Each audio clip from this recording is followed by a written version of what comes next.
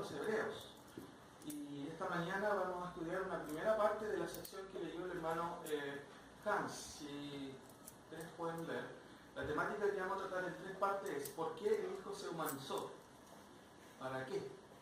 Seguramente cada uno de nosotros tiene una noción de esto y a lo menos vamos a ver que en realidad una de las respuestas tiene que ver con los logros que Cristo también trajo a través de su humanización, y evidentemente hay varias cosas que vamos a ir viendo. Vamos a dividir esta sección de pensamiento que está en el autor del versículo 5 al 18 en una primera parte que es del 5 al 8, que es lo que vamos a ver ahora. Hay una segunda parte que vamos a ver el próximo domingo, que es del 9 al 13, y finalmente una tercera parte que tiene que ver con el versículo 14 al 18. Me quise tomar toda la sección del 5 al 13 porque era muy larga y a lo mejor iba a ser un poco cansadora. Se puede dividir entonces este capítulo en grandes 3 secciones, y esta mañana vamos a ver justamente el versículo 5 al 8. El resumen anterior estuvimos estudiando los primeros versículos, ¿se acuerdan? Del 1 al 4. Por tanto, dice el autor de Hebreos, es necesario, es urgente que atendamos, ¿cierto?, con más diligencia atendamos las cosas que hemos oído, no sea que nos deslicemos. Hay una urgencia en el autor. Estuvimos viendo que hay una urgencia tocante la salvación y hay una urgencia o peligro tocante la salvación. Y el autor de Hebreos está escribiendo a judíos en primer lugar, ¿cierto? También habían personas gentiles que no eran judíos, pero esencialmente está escribiendo a judíos que estaban dudando ¿de quién? De la suficiencia de Cristo. Y este autor, ¿cierto?, urge a los destinatarios a que pongan atención, que no se deslicen, que no abandonen a este Cristo. Por eso que en esta primera parte del capítulo 2 claramente hay una urgencia y un peligro. Y estuvimos viendo solamente a modo de repaso que la urgencia tenía que ver con varias cosas. Había un llamado que es el llamado a atender. Por eso que dice, escuchemos con diligencia. ¿Cierto? Mi abuelito tenía ese dicho, con diligencia, con diligencia. ¿Qué significa eso? Con prestancia, con rapidez, ¿cierto? Al toque. ¿El qué? ¿Cuál es la diligencia? ¿Qué es lo que hay que atender? Según el versículo 2, ¿cierto?, dice, las cosas que hemos oído. Los creyentes a los que se dirige Hebreo, ¿cierto?, el autor de Hebreo, evidentemente ellos habían sido enseñados, habían sido instruidos por los apóstoles, ¿cierto?, por el mismo Cristo. Él hace referencia a las cosas que Él nos habló a través de los padres, por los profetas, pero en los posteriores tiempos nos habló por el Hijo, dice el capítulo 1, versículo 2. Entonces, claramente la urgencia tocante a la salvación es atender, y esto significa escuchar. Y escuchar en la Biblia generalmente tiene que ver con obedecer. Escuchen, cuando dice Cristo y los apóstoles, escuchen, los profetas decían, eso se refería a obedezcan. Con diligencia lo que el peligro, ¿cuál era? ¿Se acuerdan? Había un peligro, el primero que vemos ahí es que deslizarse justamente. La palabra deslizarse tiene que ver con ir a la deriva, que está tomado de los términos que se usaban en la navegación. Cuando tú dejabas el bote amarrado al puerto y lo dejabas medio amarrado, ¿qué pasaba? Se deslizaba el bote y se iba, y la corriente se lo llevaba, y imagínense qué pasaría si ese bote fuera a la deriva. Entonces, más o menos esa es la idea. Dice el autor, por tanto es necesario que con más diligencia atendamos a las cosas que hemos oído, no sea que nos deslicemos. Y muchas personas a veces llegan al conocimiento de Cristo, ¿cierto?, con el tiempo, y a veces abandonan la fe. ¿Por qué razón? Y este autor está diciendo acá, es necesario que atendamos las cosas que hemos oído desde chiquititos, muchos de nosotros, ¿sí o no? No sea que nos deslicemos, perdamos el rumbo. Segundo peligro, estamos haciendo un resumen, ¿cierto? Retribución, ¿cierto? Como dice ahí, retribución. Porque, y ahí da un porque el autor, porque si la palabra dice por medio de los ángeles fue firme, ¿cierto? Y toda transgresión y desobediencia recibió justa retribución, ¿Cómo escaparemos nosotros si descuidamos una salvación tan grande? El autor lo está diciendo. La palabra de Dios fue entregada por medio de ángeles. Sin duda, ¿sí? Pero también toda desobediencia y toda transgresión tuvo su castigo. Imagínense si ustedes descuidan el mensaje de salvación. ¿Cuál creen que será el castigo? ¿Será peor o menor? Peor va a ser. Eso es lo que está diciendo el autor. Si toda transgresión, toda desobediencia recibió su retribución, ¿cómo escaparemos? ¿Cómo huiremos nosotros del castigo, ¿cierto?, que merece quien ignora lo que ha escuchado? Va a ser peor. Entonces el autor, fíjense, está dirigiéndose a estos judíos que están diciendo, no sé si este Cristo es o no, será o no. Recuerden que los judíos dudaron de Jesucristo como el Mesías. Más encima, no solamente dudaron, sino que lo condenaron, lo rechazaron. Crucifíquenle, gritaban, ¿se acuerdan? Crucifíquenle. Entonces, el autor está llamando a estos creyentes judíos, especialmente, que algunos estaban dudando, ¿será verdaderamente el Mesías? Y él insiste. Por eso es que en el primer capítulo él habla de la superioridad de Cristo. Y toda la epístola habla de la superioridad de Cristo sobre los profetas, sobre los ángeles, sobre Moisés, y así sucesivamente siguen los argumentos. Retribución. Y el tercer peligro, ¿cierto? Perder la salvación. Y todos aprendimos que, ¿a qué se refiere? ¿La salvación se pierde o no se pierde? No se pierde. Es el mensaje. Cuando dice, ¿cómo escaparemos nosotros si descuidamos? La palabra descuidamos quiere decir tener en poco. Ah, sí, ¿para qué tanto? Sí, ¿para qué tanta religión? ¿Para qué ser tan fanático? Es como ignorar, tener en poco la palabra del Señor. Y el autor está diciendo, ¿cómo escaparemos nosotros si tenemos en poco, ¿qué cosa? El mensaje que está en su palabra. ¿Cómo escaparemos? No está hablando de una salvación que se tiene, está hablándole a una audición, a un auditorio que está diciendo, ¿será este el mensaje o no? Claramente este es el mensaje, está diciendo el autor. Y más encima, ¿cómo escaparán ustedes si ustedes descuidan este mensaje de salvación? No hay otra escapatoria. Es como si alguien se está ahogando, mis queridos hermanos, y usted viene y le tira un salvavidas, y esa persona, ¿qué hace? No, ignora el salvavidas. ¿Me entienden? No me gusta ese salvavidas, no me gusta ese color. Se muere. Se muere. Entonces el autor está diciendo, ¿cómo escaparemos nosotros si descuidamos una salvación tan grande? ¿Cómo escaparemos? No hay escapatoria. Si descuidamos el mensaje de salvación.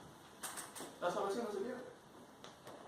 Pero podemos descuidar el mensaje de la palabra del Señor. Y eso puede llegar a ser sinónimo de que nunca hemos conocido a Dios. Y quien no conoce a Dios no puede entrar en el reino de los cielos.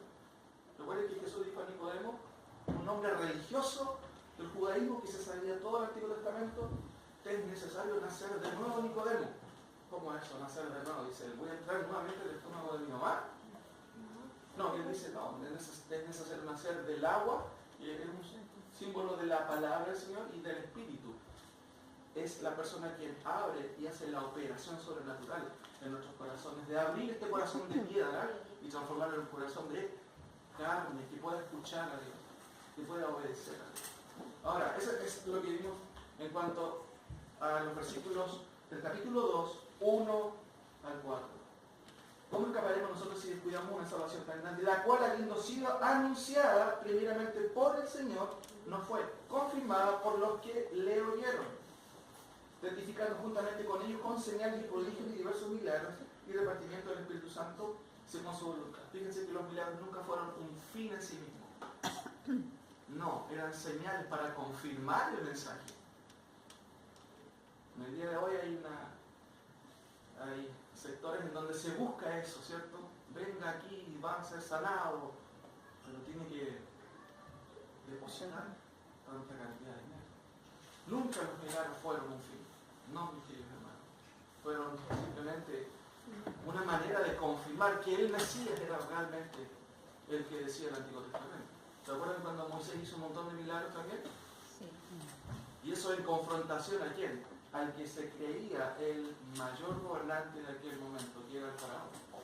Y él supo quién era el verdadero Dios, el Dios del pueblo de Israel, a través de tremendo milagro. Ahora, fíjense que el versículo 5 al 8, lo voy a leer, ponga atención en su Biblia, dice lo siguiente: porque no sujetó a los ángeles el mundo venidero acerca del cual estamos hablando, pero alguien testificó en cierto lugar diciendo: ¿qué es el hombre para que te acuerdes de él? ¿O el hijo del hombre para que le visites? Le hiciste un poco menor que los ángeles, le coronaste de gloria y de honra, y le pusiste sobre las obras de tus manos. Todo lo dejaste bajo sus pies, porque en cuanto le sujetó todas las cosas, nada dejó que no sea sujeto a él, al hombre. Pero todavía no vemos que todas las cosas le sean sujetas al hombre.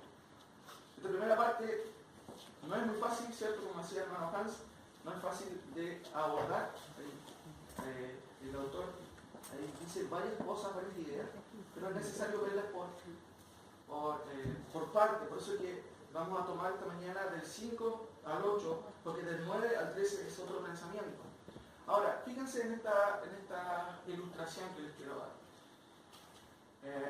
¿Por qué el Hijo se humanizó? ¿Para qué? ¿Cierto? Y aquí vamos a ver los logros que Cristo trajo para humanizarse. Vemos que Cristo era antes, ¿cierto?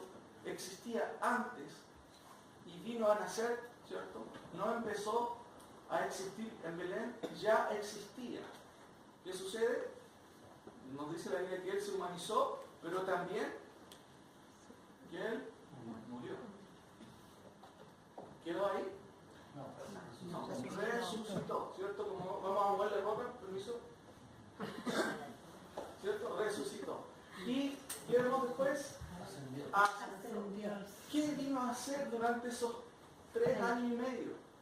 Hemos visto, vino a predicar el reino de los cielos, ¿cierto? A predicar el mensaje de salvación, pero también dijo: arrepentidos y creed en el Evangelio. Ese era su mensaje.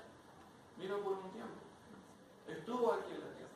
Ahora, por eso que entender esto, ¿cuál es el propósito de Cristo? ¿Cuál es la idea? ¿Por qué Él se humanizó? Y aquí tengo 3 preguntas.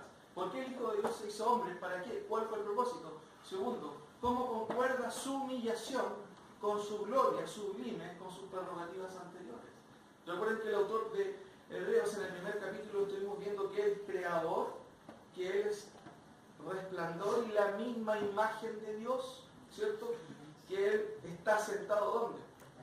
A la diestra del Padre, ¿cierto? Tremenda gloria que Él tiene. Entonces, ¿por qué Él se humaniza? ¿Por qué se hace y se humilla? Como dice el autor de los Filipenses, el apóstol Pablo, que Él se humilló hasta lo sumo, haciéndose obediente y obediente hasta la muerte y muerte de cruz. El haber tomado la condición de hombre ya era una humiliación. Entonces, ¿por qué razón Él se humilla si estaba en esa gloria exaltada? Tercera pregunta: ¿por qué se hizo menor que los ángeles cuando es mayor que ellos? Fíjense que en el versículo que no lo vamos a ver ahora, versículo 9, dice: pero vemos a aquel que fue hecho un poco menor que los ángeles. ¿A quién? Es primera vez que el autor menciona directamente a Jesús, pero después de haber dejado en claro que Cristo es superior a los ángeles, acá nos dice que fue hecho menor que los ángeles. ¿Alguien puede explicar ese problema? No. Vamos a verlo en la segunda parte, ¿ya? Pero para que no queden dudas, se refiere a su humanización. A eso se refiere. Por un poco de tiempo Él fue un poco menor que los ángeles, para cumplir con sus propósitos. Ahora, ¿por qué el Hijo de Dios se humanizó? ¿Para qué? Y aquí vamos a ver los grandes logros de Cristo. Y en primer sentido, ¿cierto? Cristo se humanizó para restaurar al hombre a su propósito final. Claramente vemos en el texto ahí, ¿cierto?, que Dios no socorrió a los ángeles, socorrió a los hombres. En otras partes de la Biblia nos dice eso. Pero también, por ejemplo, en Génesis 12, si me acompañan un momento. Génesis 12.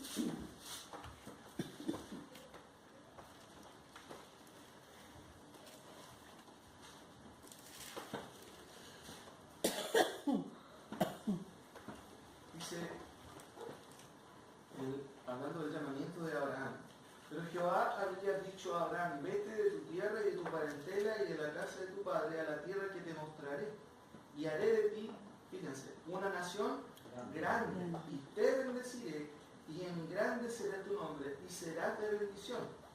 Bendeciré a los que te bendijeren, y a los que te maldijeren maldeciré, y serán benditas en ti. ¿Cuántas familias de la tierra? Todas las familias de la tierra.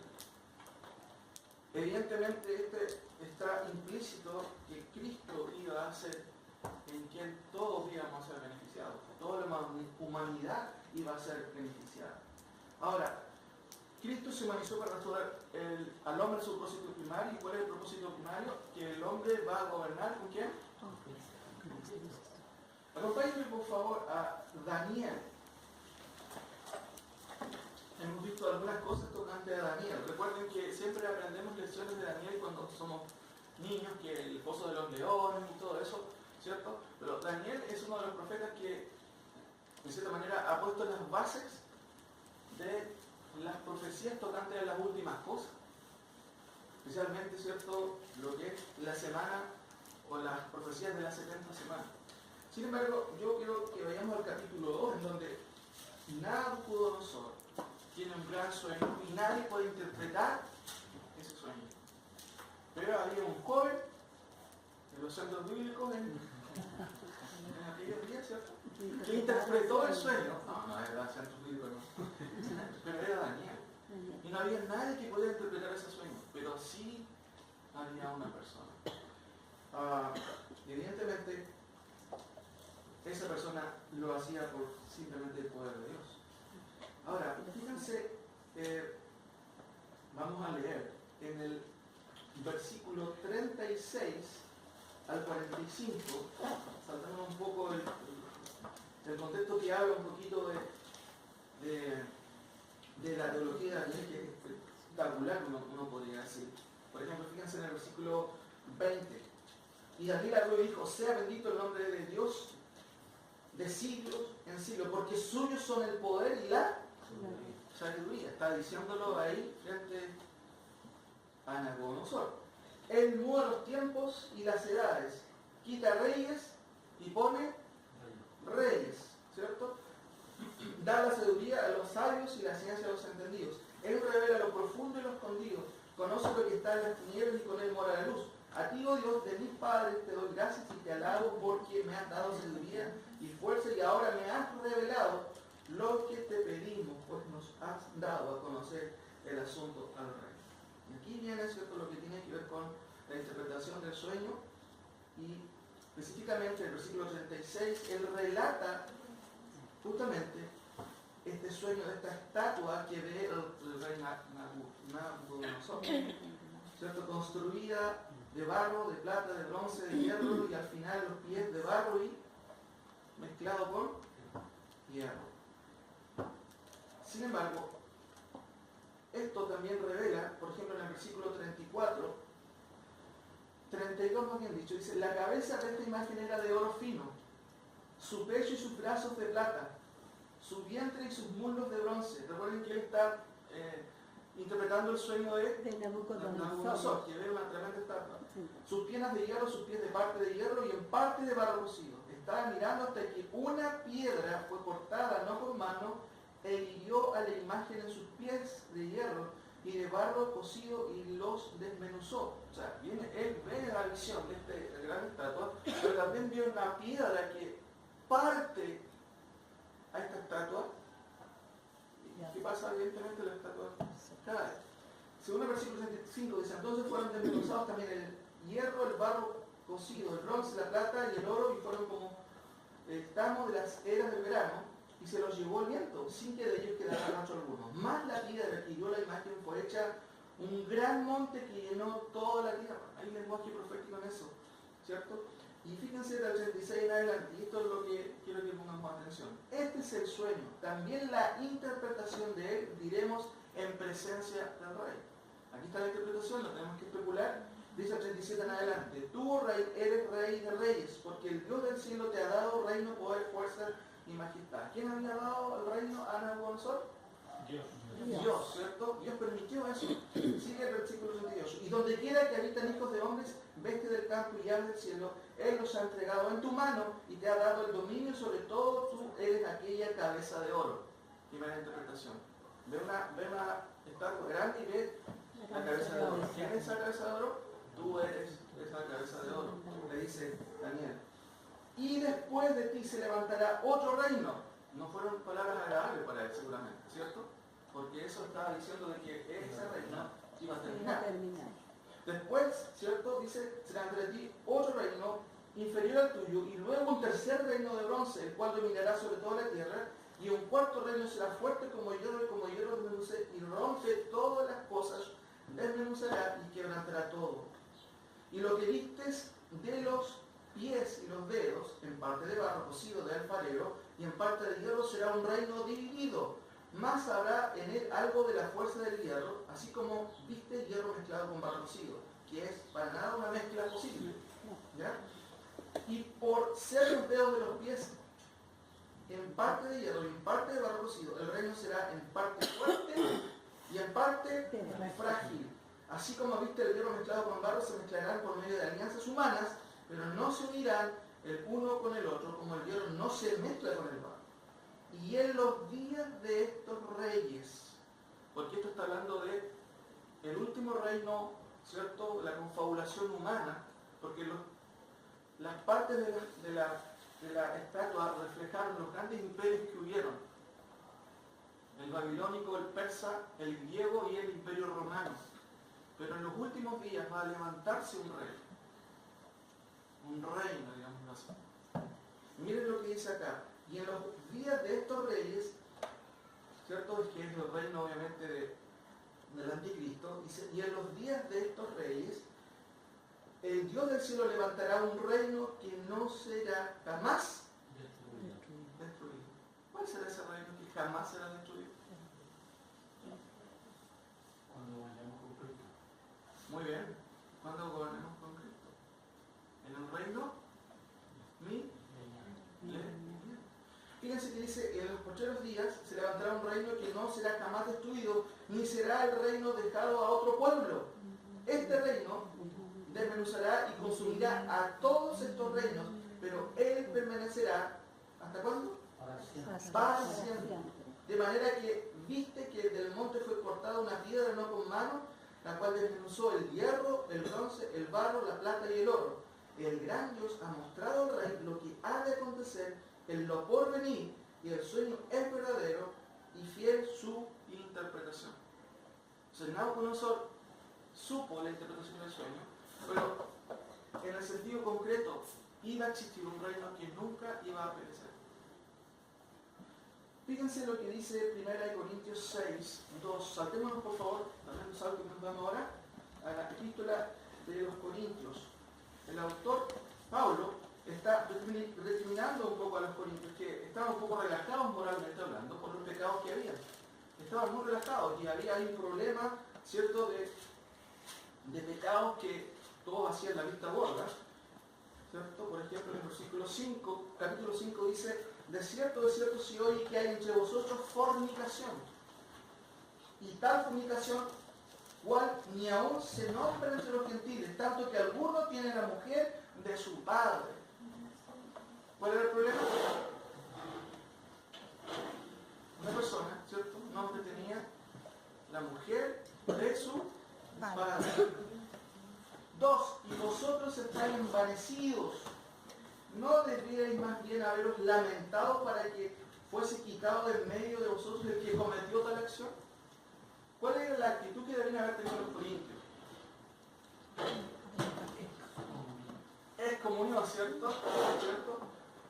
Ellos tenían que haber reaccionado frente a ese pecado, pero no estaban reaccionando porque en realidad era una iglesia bien inmadura. Buscaban los dones, pero pecados como estos los dejaban pasar. Ahora fíjense en el versículo 6:1, cuando él, después de relatar toda la situación, dice, ¿osa alguno de vosotros cuando tiene algo contra otro ir a juicio delante de los injustos y no delante de los santos? La idea de Pablo es, no tienen que discutir las cosas frente a las autoridades civiles, arreglen su situación entre ustedes como hermanos, no se acusen ante las autoridades. Sin embargo, él también va a llamar la atención y va a decir, ¿o no sabéis que los santos han de juzgar a quién? Al mundo. La palabra juzgar tiene que ver justamente con aplicar juicios y tiene que ver con gobierno.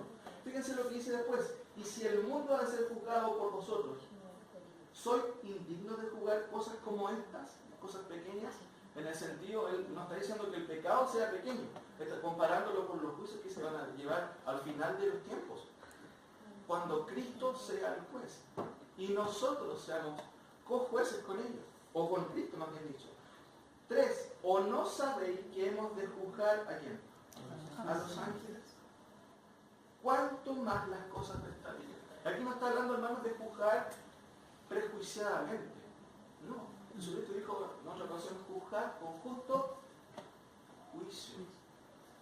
No en base a lo que yo creo. Hoy vi el hermano entrando a ese lugar y empieza todo el comentario. El cabrón. Juzgar con justo juicio. Nosotros no se nos prohíbe juzgar. La palabra juzgar tiene varios significados. Pero tiene que ver especialmente en el contexto con poner las cosas, ¿cierto?, en orden, con reprensión, con disciplina. Ahora, en ese sentido, mis queridos hermanos, Cristo se nos hizo para restaurar al hombre a su propósito primario. El hombre gobernará justamente con Cristo. Hay varios pasajes que claramente hablan acerca de ello. ¿O no sabéis que los santos han de juzgar al mundo y si el mundo ha de ser juzgado por vosotros, sois dignos de juzgar estas cosas pequeñas? ¿O no sabéis que hemos de juzgar los ángeles? ¿Cuánto más las cosas de esta vida? Vamos a Hebreos, hermanos, por favor. El primer versículo 5 dice, porque no sujetó a los ángeles el mundo venidero, acerca del cual estamos hablando. Un poco enredado esta versión, pero básicamente la idea quiere decir que Dios no dejó a los ángeles para que ellos gobernaran el mundo venidero. No van a ser ellos quienes van a gobernar. Otra versión dice lo siguiente, que los ángeles no serán quienes van a gobernar la tierra. Ahora, lo primero que yo destaco aquí, y que es bueno destacar, porque no sujetó a los ángeles el mundo venidero, no sujetó a los ángeles el mundo venidero. Primera cosa hay que aclarar, los ángeles no van a gobernar en el mundo venidero, en este reino prometido también, a Cristo, ¿cierto?, y a los creyentes. Lo segundo, cuando habla del mundo venidero, la palabra mundo es muy interesante porque se puede tomar de varias formas. La palabra mundo no es la palabra cosmos, de ahí viene la palabra griega mundo, porque de tal manera Dios amó al mundo. Cosmos, esa es la palabra, cosmos. De ahí viene cosmético, mundo ordenado, o tiene que ver con todo lo que es ordenado, ¿cierto? Tampoco usó la palabra aion, que habla de edades. Usó la palabra interesante, oikomenon, que habla de un mundo habitado, de tierra habitada. Los hermanos alienaristas piensan que no va a haber un reino milenario. En realidad son nuestros hermanos y tenemos diferencia en cuanto a esta visión. Ellos no creen que va a haber un reino literal. Pero el autor de Hebreos aquí, sin ir a otros pasajes como hemos visto en otra ocasión, claramente está hablando de que el mundo venidero, o sea, el mundo habitado, no va a ser gobernado por ángeles. No es la pregunta ahora tiene que ver con que ¿quién gobierna este mundo al presente? Ahora. Satanás. Leamos algunas citas, mis queridos hermanos. Fíjense en Juan, capítulo 12, 31. Juan, capítulo 12, 31. Vayan ahí por un momento. Juan 12, 31. Jesucristo hablando dice, ahora es el juicio de este mundo. Ahora el príncipe de este mundo será echado fuera. Está hablando, ¿cierto?, de lo que va a suceder con este príncipe. Sin duda los hermanos amenaristas tienen mucha razón en el sentido de que con la muerte de Cristo, la resurrección de él, su triunfo, Satanás fue de una otra manera golpeado muy fuerte. Colosenses nos habla claramente, ¿cierto?, de esto, cuando habla que despojó a los principados y potestades, exhibiéndolos públicamente, triunfando sobre ellos en la cruz. Colosenses, vamos ahí, solamente para cotejar el pasaje. Colosenses capítulo 2, 13. Y a vosotros, estando heridos en pecados, heridos o no, muertos en pecados y la circuncisión de vuestra carne, os dio vida juntamente con él, perdonándonos todos los pecados, anulando el acta de los decretos que había contra nosotros, que no era contraria, quitándola del medio y clavándola en la cruz, y despojando o desarmando, que son términos militares aquí, a los principados y a las potestades, los exhibió públicamente, triunfando sobre ellos en la cruz. Esta figura viene también de los triunfos en aquellos años cuando se hacían guerra, cuando los perdedores iban amarrados atrás de los carros, ¿cierto? Esa es la figura que Cristo, al triunfar en la cruz, los exhibió públicamente como guerreros, ¿cierto?, como contrarios o adversarios derrotados. Y sin duda eso sucedió en la cruz. Y despojando a los principados de los exhibió públicamente, triunfando sobre ellos en la cruz. Sin embargo, la Biblia, como hemos leído, en Juan 12:31, ahora es el príncipe de este mundo, ahora el príncipe de este mundo será echado afuera. ¿Cuándo va a ser echado afuera? Dicen los milenaristas leyendo Apocalipsis 20 que Satanás fue atado. Y ellos piensan que él fue atado en la primera venida de Cristo. Y que ahora muchos de ellos creen que estamos en el milenio. Algunos creen, algunas líneas del amilenarismo creen que el milenio es en el cielo. Se está viviendo este reino de Cristo en el cielo. Otros creen que este milenio se está viviendo acá en la tierra. Pero miren, sigamos con algunas citas. Juan 14, tratemos a Juan 14:30. Jesucristo hablando, ¿cierto? Ahí dice, no hablaré ya mucho con vosotros, porque viene, ¿quién? El príncipe de este mundo, y él nada tiene en mí. Por un lado, él reconoce que el príncipe va a ser echado fuera, pero por otro lado está diciendo, viene este príncipe, el príncipe de este mundo, que es Satanás, el diablo, y nada tiene de mí. Otra versión dice, aunque no tiene ningún poder sobre mí. Otra versión dice, él no tiene ningún dominio sobre mí. ¿Sobre quién? Sobre Cristo. Sin embargo, a los creyentes se nos manda algo. Efesios 6:11, por ejemplo. Efesios 6:11. Vestidos de toda la armadura de Dios, para que podáis estar firmes contra las acechanzas de quién? ¿Está activo el diablo? Sí. Por supuesto, está activo. Notemos otro versículo. Por ejemplo, Efesios 2:1. Efesios 2:1. Y él os dio vida a vosotros cuando estabais enfermos. Otra vez muertos, hermanos, ¿cierto? Muertos en delitos y pecados, en los cuales anduvisteis en otro tiempo, siguiendo la corriente de este mundo, miren, conforme a quién? Al príncipe de la potestad del aire, el espíritu que ahora opera ¿en quién? En los hijos de desobediencia. ¿Está desactivado el poder? No. Notemos otro versículo también. No lo busquen, solamente voy a leerlo. Efesios 6:11 ya lo leímos, vestido toda la armadura de Dios. El versículo 12 dice, porque no tenemos lucha contra sangre y carne, sino contra principados, contra potestades, contra los gobernadores de las tinieblas de este siglo. 1 Juan 5:19, búsquelo también, por favor. 1 Juan 5:19. Miren lo que dice Juan, qué interesante. 1 Juan, capítulo 5:19. Lo primero que empieza diciendo Juan es que sabemos, ¿cierto? Nunca él apela a los sentimientos, no dice sentimos. Dice, sabemos que somos de Dios. Y eso es, de una u otra manera, debe ser la característica normal en los creyentes, saber. Por eso que en otra parte él dice, no quiero que ignoréis acerca de los que oran. No sean ignorantes, no sean agnósticos o cualquier otro nombre que de una manera deje ver algunas flaquezas de los creyentes. Dice, sabemos que somos de Dios y el mundo entero está ¿quién? Bajo el maligno. Bajo el maligno. ¿Quién reina en el mundo? Satanás. Pero hermanos, si aquí quisiera aclarar algo, el mundo presente en este momento está claramente gobernado por el príncipe de este siglo. Pero eso es parte del plan de Dios. Todo lo que sucede no está en descontrol.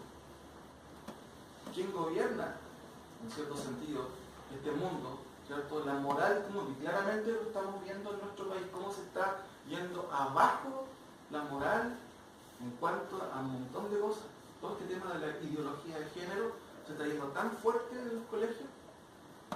Manhattan puede dar fe de ello, que trabaja en esa área. Se está imponiendo una filosofía, literalmente, que nace para mí del infierno.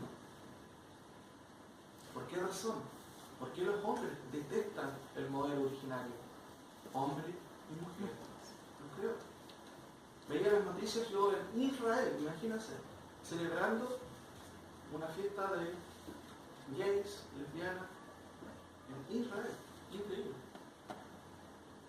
Así como en Estados Unidos y en todos los países latinoamericanos, cada vez es peor. ¿Por qué, mis queridos hermanos? ¿Quién gobierna este mundo? Satanás dando vueltas. Para los propósitos también, sin duda, de Dios. Dios no es que esté y diga, chuta, se me salió de las manos. No. Dios está en control, es parte de su plan. Estudiando un poco de la milagros, el autor de Hebreos dice que la palabra fue confirmada a través de milagros y señales, ¿sí o no? Y hubieron al menos 3 ocasiones históricas donde los milagros se vieron de manera puntual. En la época de Moisés, en la época de Eliseo y Elías, ¿se acuerdan? En donde el pueblo estaba totalmente entregado a la idolatría y Dios obviamente permitió a través de estos 2 profetas otra vez captar la atención de su pueblo. ¡Ey, miren acá, aquí está el Dios verdadero! ¿Se acuerdan cuando Elías tiene que confrontarse con los profetas de Baal? Incluso él se burla. ¿Dónde estará su Dios? Estará durmiendo, irá por el camino. Y en tercera época los milagros fueron en el tiempo de Jesús. ¿Para qué? Para confirmar el mensaje del Evangelio. Pero ¿sabe qué? Va a haber otra época final de milagros. De hecho, basta ver enlace para ver que los milagros, al parecer, están activos, ¿cierto? Pero segunda Tesalonicenses, mire, busquemos solamente para citar algunas cosas, para comprobar lo que estoy diciendo. Segunda Tesalonicenses claramente habla un poco de lo que va a suceder en el futuro. Está relacionado también con lo que estamos viendo. Recuerden que Cristo se humanizó para restaurar al hombre su propósito primario. El hombre va a gobernar con Cristo. Segundo Tesalonicenses capítulo 2 dice, nadie os engañe. Estoy leyendo el versículo 3. Pablo está advirtiendo a los hermanos de Tesalonicenses, no se confundan, nadie los engañe. En ninguna manera, porque no vendrá. ¿Qué no vendrá?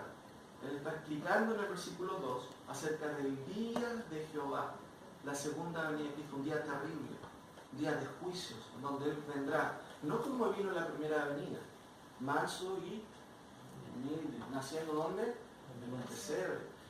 Segunda venida, Él viene con poder y con gloria a poner los puntos sobre las isis, ¿cierto? Y dice, nadie se engañe, mis queridos, porque algunos de ellos estaban diciendo, chuta, el día de Jehová ya vino, y qué va a pasar con nosotros, están muriendo nuestros familiares, y el Señor no nos ha llevado, no nos ha salvado.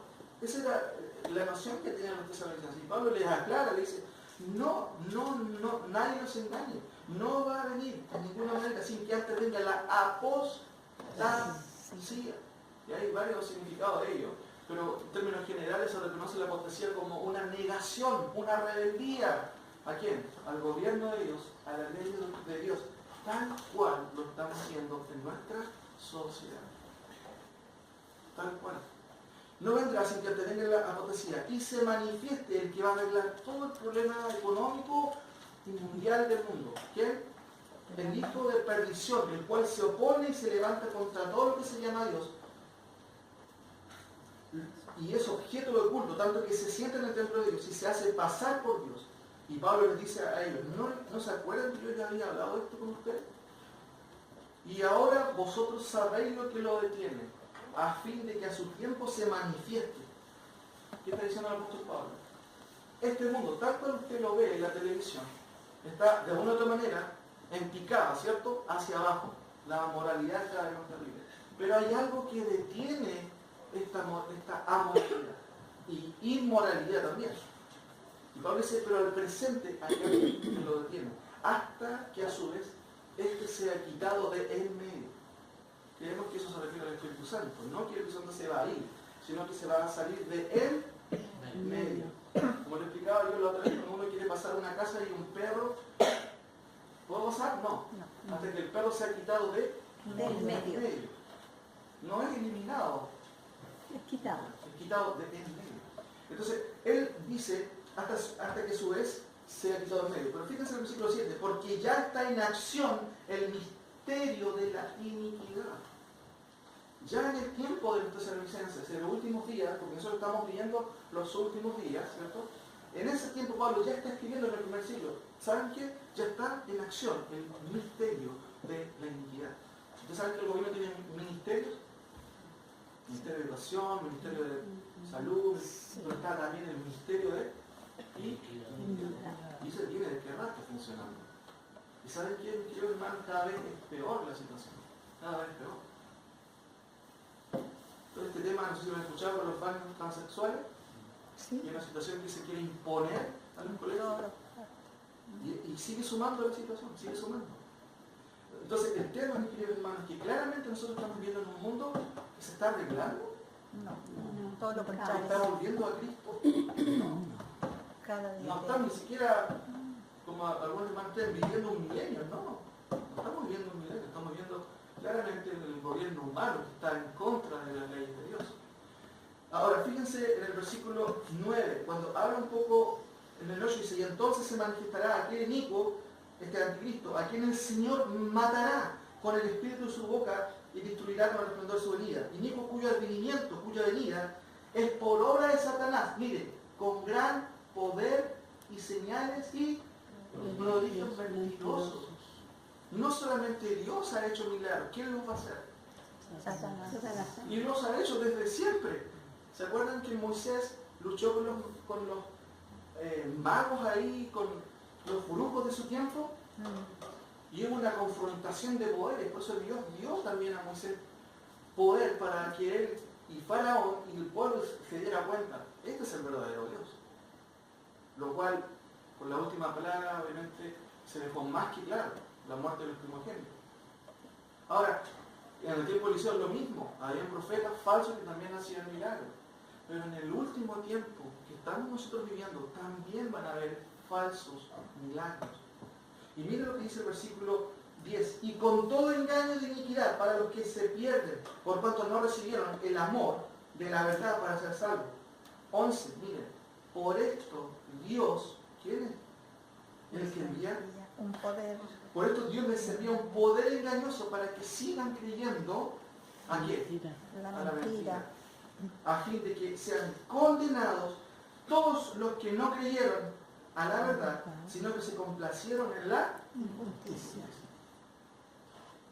Hay gente que busca milagros y Dios no. Sigue buscando. Y hay sanadores que sanan, pero sanan siempre ahí nomás, no van a hospitales, sanan ahí, en televisión. Engaños, falsos engaños. Cristo se humanizó, volvemos a repetir, para restaurar al hombre su propósito primario. ¿Y cuál es uno de sus propósitos? Dios quería que el hombre gobernara. Volvamos a ver, por favor, mis queridos hermanos. Fíjense lo que dice la segunda parte de aquí. Claramente este mundo está siendo gobernado por Satanás, el príncipe de este siglo. Entonces nuestra tarea no es hacer un partido político y postularnos a la carrera política y cambiar el mundo. No, eso no lo va a hacer usted, yo no voy a hacerlo, no vamos a hacerlo. El único que va a hacer eso, ¿quién va a hacer? El Señor cuando Él vuelva. Y hay algunos hermanos andan un poco despistados en eso, tratando de que cambiar, ¿cierto?, la situación, cuando claramente la Biblia, Mateo 24 también dice que van a haber falsos cristos que arrastrarán incluso a los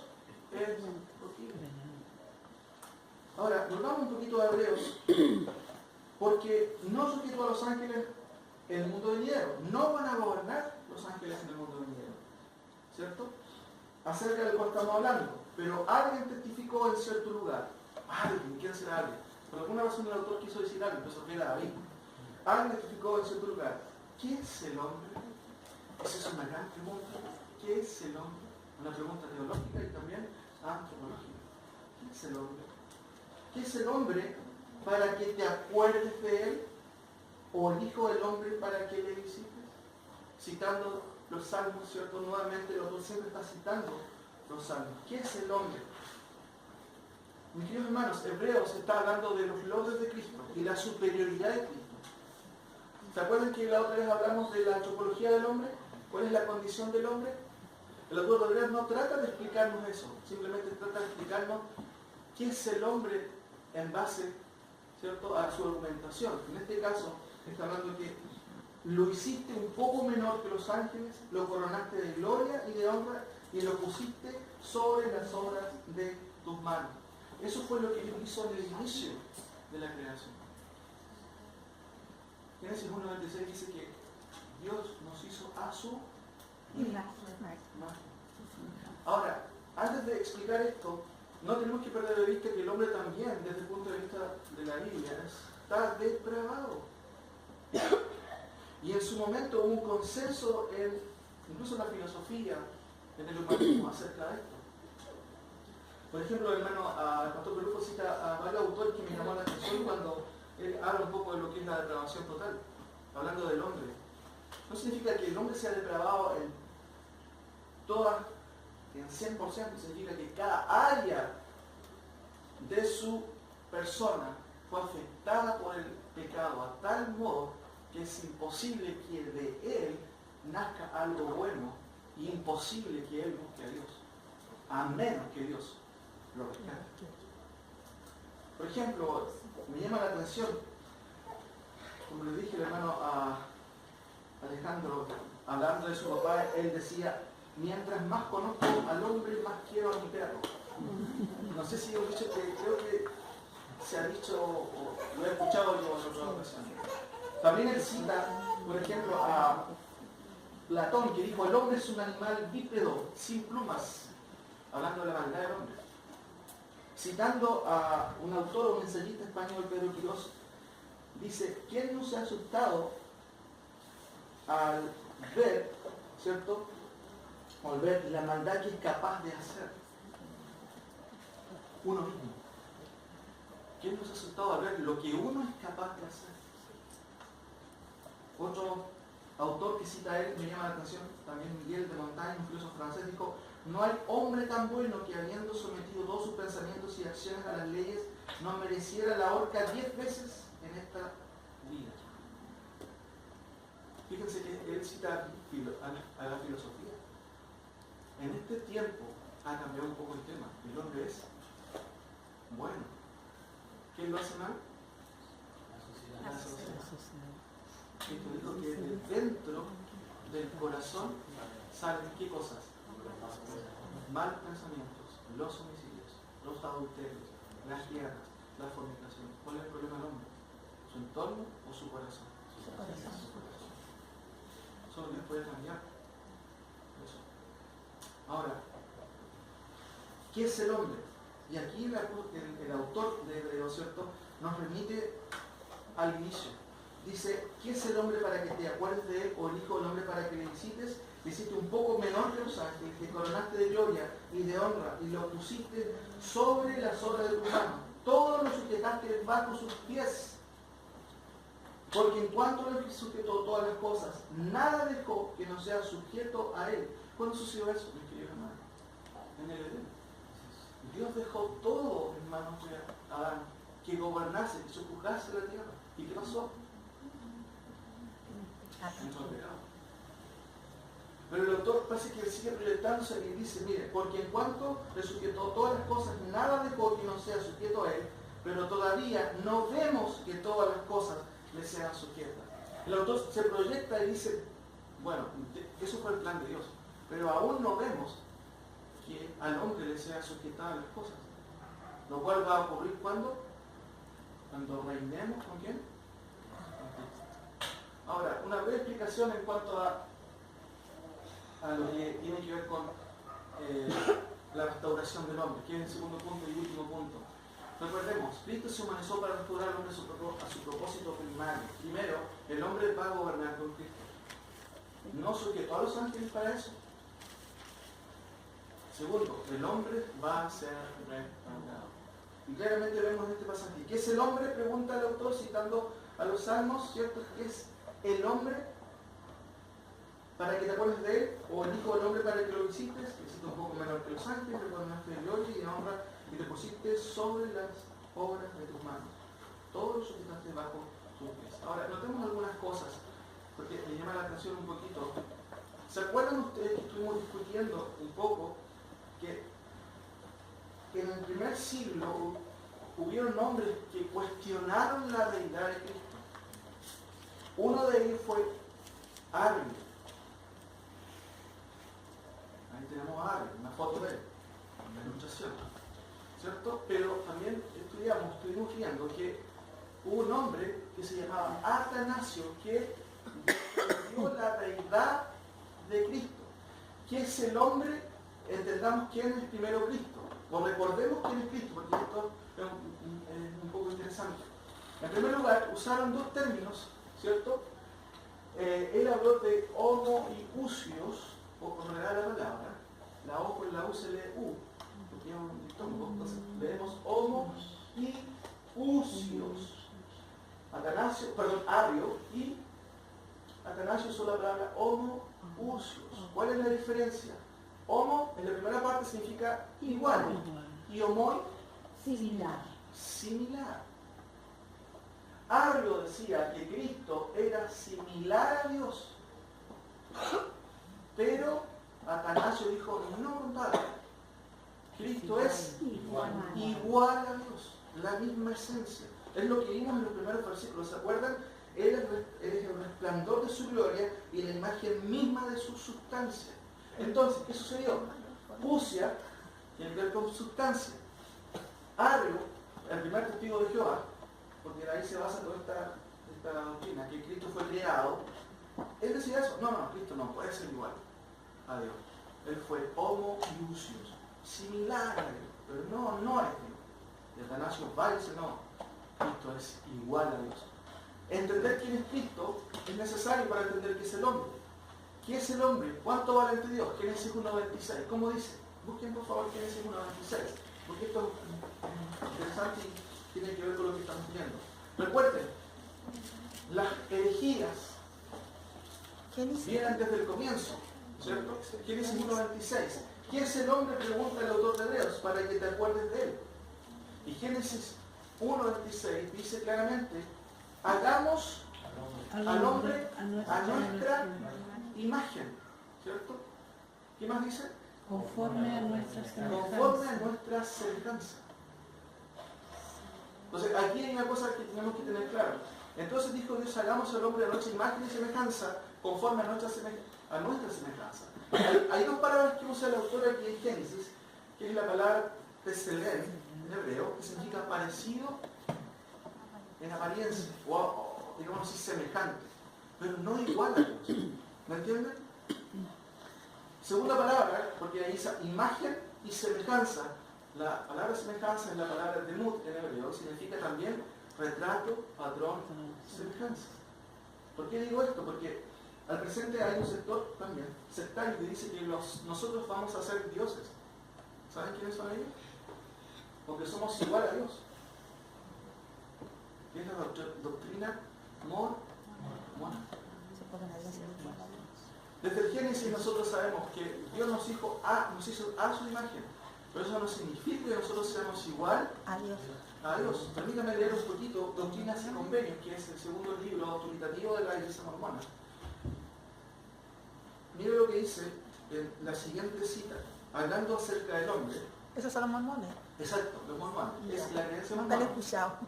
Fíjense, dice, y además, de cierto te digo, si un hombre se casa con una mujer, por mi palabra, la cual es mi ley, y por el nuevo y sempiterno convenio, y dice sellado por el Santo Espíritu de la promesa, por conducto del que es ungido, a quien he otorgado este poder y las llaves de este sacerdocio, y se les dice, saldréis en la primera resurrección, y se fuere después de la primera, en la siguiente resurrección, y heredaréis tronos, reinos, principados, hablando de los hombres, potestades y dominios, toda altura y toda profundidad. Entonces se escribirá en el libro de la vida del Cordero que no cometerán homicidios para derramar sangre inocente, y se observan mi convenio, estos, ¿cierto? Convenio, y no cometen homicidio vertiendo sangre inocente, les será cumplido en todo cuanto mi siervo haya declarado sobre ellos, por tiempo y por toda la eternidad, y estará en pleno vigor cuando ya no estén en el mundo, y pasarán por los ángeles y los dioses que están allí, a su exaltación y gloria en todas las cosas, según lo que ha sido sellado sobre su cabeza, y esta gloria será una plenitud y continuación de las simientes por siempre jamás.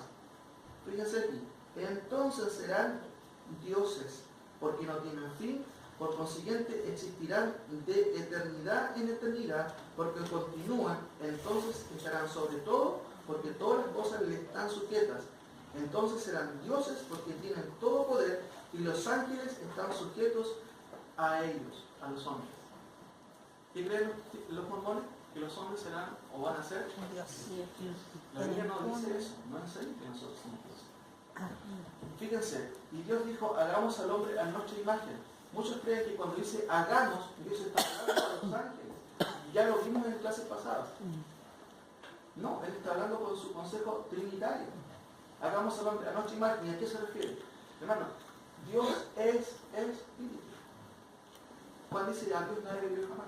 Se refiere a la personalidad. Ese es el aspecto de nuestra semejanza con Dios. Sentimos, tenemos intelecto, conciencia, pensamos, ¿cierto? Pero no somos igual a Él. El único igual a Él, ¿quién es? Es Jesús. Ahora, fíjense en la siguiente cita, por favor. Santiago 3:9 está hablando de algo que usamos muchas veces mal, que es la lengua. ¿Cierto? Dice, con ella bendecimos a Dios y Padre, y con ella maldecimos a los hombres, que están hechos ¿a qué? A la semejanza de Dios. Miren qué interesante el término que usa Santiago. Semejanza. Homo y usis. ¿Les suena parecido? Homoi era igual o similar. Homo era igual. Homo usios. ¿Quiénes son usios?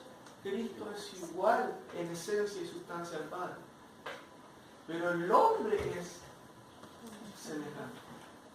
No igual a Dios. Y Santiago dice claramente aquí, ¿cierto? Parecido, similar. ¿Seremos dioses? No. No vamos a ser dioses.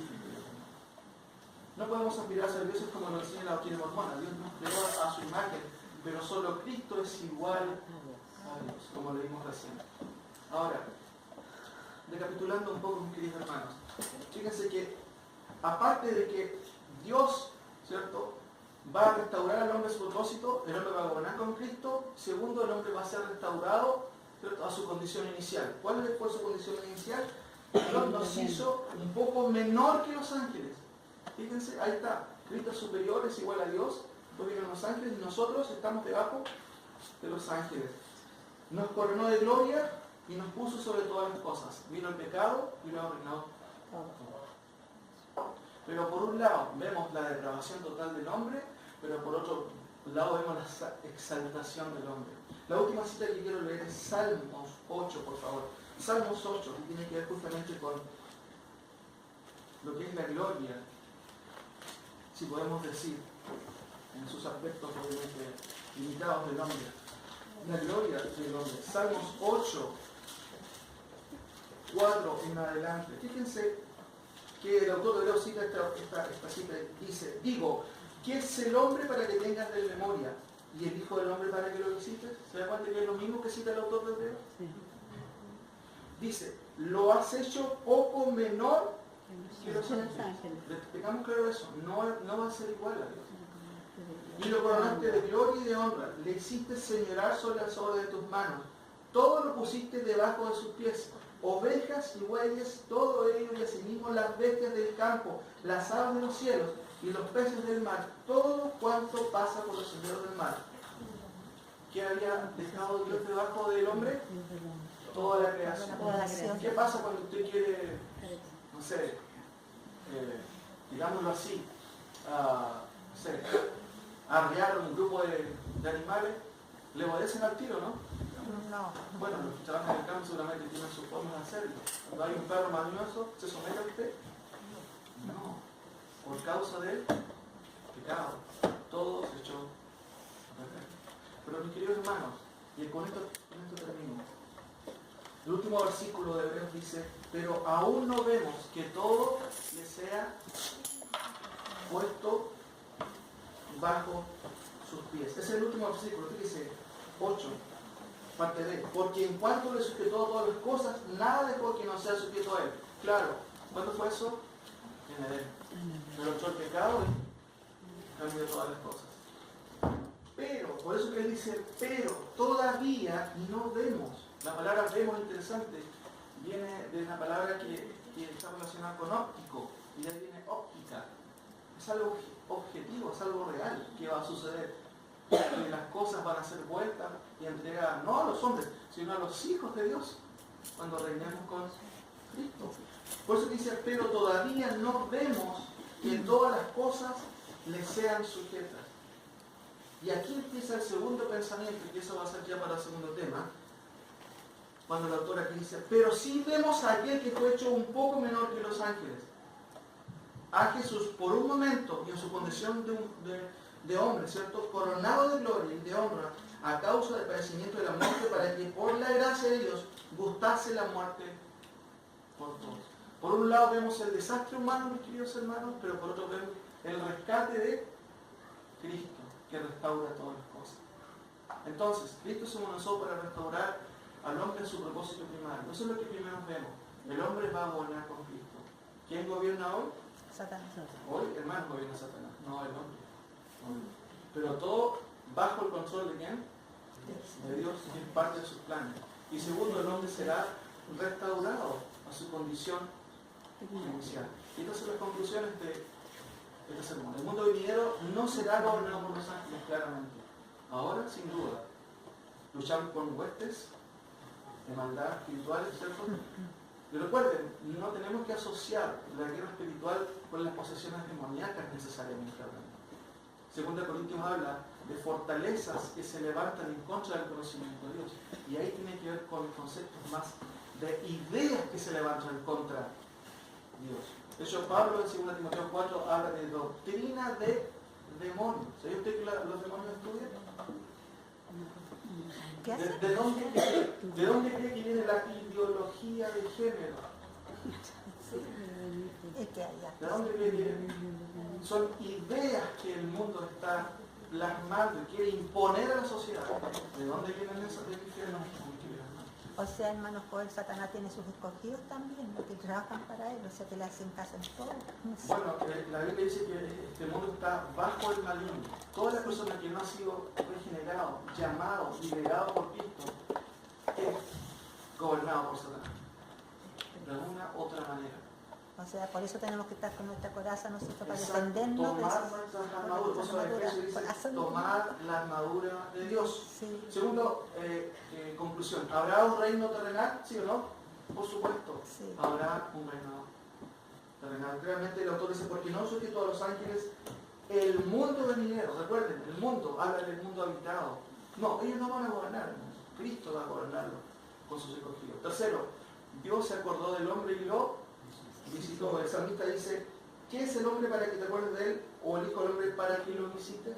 Gracias al Señor, que Él vino a rescatarnos. Nos visitó en nuestra condición depravada. De pecadora. Cuarto, Dios nos restaurará a nuestra condición inicial. Ya lo ha hecho con la regeneración de nuestro corazón. Pero recuerden que incluso nuestros cuerpos van a ser transformados. Y todo eso solamente en base a Cristo. Finalmente Cristo recuperó lo que el hombre perdió. En esta primera parte, mis queridos hermanos, vemos claramente por qué el hombre o por qué el Hijo del Hombre se humanizó. ¿Para qué? Y aquí vemos varios que varias cosas que tienen que ver con los logros de Cristo. Él se obviamente humanizó para restaurarnos a nosotros, para que recuperemos lo que Dios nos había dado. Y claramente el autor aquí lo expresa, explicando, por un lado, ¿cierto?, lo que va a suceder en el futuro. Hay un reino venidero que no va a ser gobernado por los ángeles. Pero también el texto nos dice que Dios se acordó del hombre. Por eso pregunta, ¿quién es el hombre? Para que te acuerdes de él. Al principio lo coronaste de gloria, lo pusiste sobre todas las cosas. Pero ¿qué pasó? En el pecado destruyó todo. Por eso el autor dice, pero aún no vemos que las cosas le sean sujetas. ¿A dónde? Pero eso va a suceder en el futuro. Todas estas cosas deben llamarnos a nosotros, y volvemos quizás a retomar el versículo 1. Por tanto, es necesario que con más diligencia atendamos a las cosas que hemos oído. ¿Qué hemos oído hoy? La palabra del Señor. La palabra del Señor. Hemos oído que Dios va a restaurar las cosas. Si nosotros abandonamos esta palabra que fue escuchada por los primeros auditores, bueno, podemos deslizar. Que el Señor nos ayude, mis queridos hermanos. La segunda parte tiene que ver, y lo vamos a ver en el segundo tema, justamente ya con lo que Cristo ha hecho por nosotros, que habla de que Él murió por nosotros, ¿cierto?, que nos salvó, y específicamente que Dios llamó a los suyos. Aquí ya se nota un poquito más con lo que es la escogencia del Señor. Oremos.